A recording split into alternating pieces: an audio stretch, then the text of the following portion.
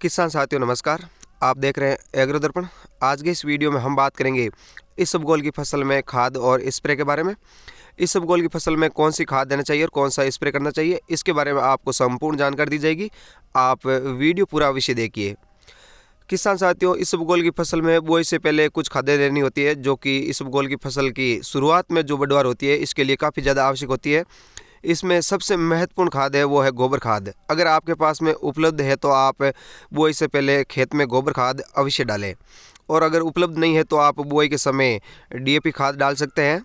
और इनके अलावा एक खाद और होती है जो कि इसबगोल की फसल में काफ़ी ज़्यादा कारगर होती है, सल्फर बेंटोनाइट।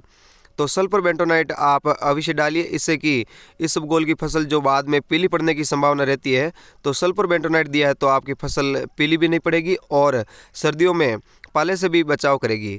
तो सल्फर बेंटोनाइट आप 1 एकड़ में 5 किलोग्राम डाल सकते हैं। ये बुआई के समय डालना होता है। और इसके बाद में जब आपकी फसल 1.25 महीने या 1.5 महीने के लगभग हो जाती है, उस दौरान आप इसबगोल की फसल में हल्का हल्का यूरिया भी दे सकते हैं। और यूरिया दे दिया है और इसके अलावा आपने डीएपी डाल दिया है, सल्फर बेंटोनाइट भी दे दिया है, तो अब इसमें कुछ खास आवश्यकता रहती नहीं है फसल में देने की। अगर फिर भी आप कुछ देना चाहते हैं, आपकी फसल शुरुआत में बढ़वार कर चुकी है और अब बढ़वार नहीं कर रही है, फसल पीली पड़ चुकी है, तो आप इसबगोल की फसल में एनपीके डाल सकते हैं। एनपीके जो 1 किलो 5 किलो का बैग आता है, यानी थैलियाँ आती है, वो आप दे सकते हैं। एनपीके 18-18-18 आता है, वो इसबगोल की फसल के लिए काफ़ी ज़्यादा फायदेमंद रहता है, क्योंकि इसमें 18% नाइट्रोजन, 18% फास्फोरस और 18% ही पोटास की मात्रा होती है। इसके अलावा 5-6% के लगभग इसमें सल्फर की मात्रा भी रहती है, जिसके कारण इसबगोल की फसल जो पीली पड़ती है या सल्फर की जो कमी रहती है वो भी पूरी हो जाती है। तो आप इसबगोल की फसल में एनपीके 18-18-18 3 बार डाल सकते हैं। हर बार डालते हैं तो आप 15 दिन का अंतराल रखें और 15 दिन के अंतराल से आप 3 बार डाल सकते हैं। इस तरह से आपकी फसल 1.5 महीने तक पहले जो काफ़ी अच्छी हो चुकी है फसल, और 1.5 महीना बाद तक, यानी जो आप एनपीके डालते हैं हर बार 15 दिन के, तो उससे आपकी फसल 3 महीने तक के पोषक तत्वों से भरपूर रहेगी, जिससे कि फसल काफ़ी अच्छी होने की संभावना रहती है। और अगर आप एनपीके डालना नहीं चाहते हैं और तो आप इस इफ्को की सागरिका डाल सकते हैं। इफ्को की सागरिका भी आपको 2 से 3 बार डालनी होती है और ये 1 एकड़ में 10 किलोग्राम डालना होता है। तो इस तरह से आप इफ्को की सागरिका भी दे सकते हैं, जो फसल के लिए काफ़ी अच्छी रहती है, काफ़ी फ़ायदेमंद होती है।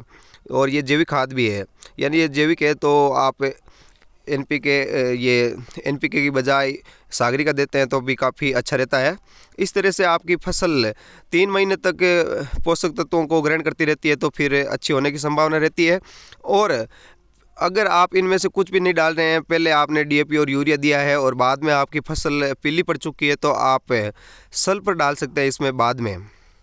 सल्फर पहले नहीं दिया है तो आप बाद में डाल सकते हैं। बाद में सल्फर आप 80% वाली आती है सल्फर, तो आप वो डाल सकते हैं। घुलनशील सल्फर होती है, तो वो आप पानी के साथ में चला सकते हैं। अगर आप फव्वारे के द्वारा सिंचाई कर रहे हैं तो पानी के साथ में ही चला सकते हैं, और अन्य भी किसी भी तरीके से आप देना चाहते हैं तो वो दे सकते हैं। इस तरह से आपकी फसल जो पीली पड़ी है वो भी पीलापन दूर हो जाएगा और फसल फिर से अच्छी हो जाएगी।